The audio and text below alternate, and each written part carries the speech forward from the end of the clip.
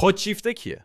داکی میگه من پنگوئنای آفریقایی از سیل نجات دادم. حتی قوانین نیوتن در اصل قوانین داکی بودن. شارک سرش از آب میاره بیرون میگه چی میگه این شارک لبخند زنان میپرسه تو که اینقدر باهوشی پس بگو 2 ضرب در 2 چند میشه؟ داکی یکم فکر کرد، پراشو تکون داد و گفت جواب مهم نیست، مهم اینه که من زیباترینم.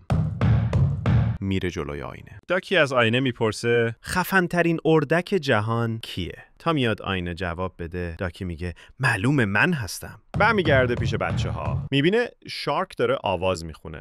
همه براش دست میزنن. اونم دست میزنه ولی تو دلش میگه این که چیزی نیست. من از اون بهترم. داکی میره بالای میز. شروع میکنه به خوندن. بهتره از بابات اگه اسم بابامو به زبون بیاری میبرم داد.